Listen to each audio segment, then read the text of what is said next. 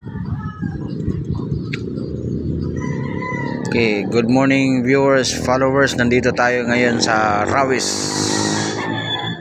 Dito po sa Legazpi City, na kung saan nandito tayo sa 5th floor na makikita natin sa tanaw ang view ng Mount Mayon Volcano dito sa Bicol Region.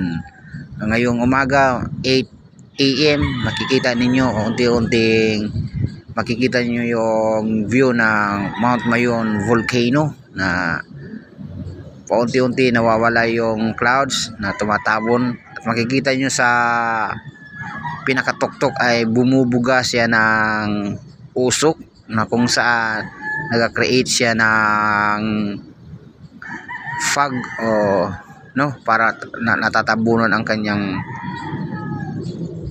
buong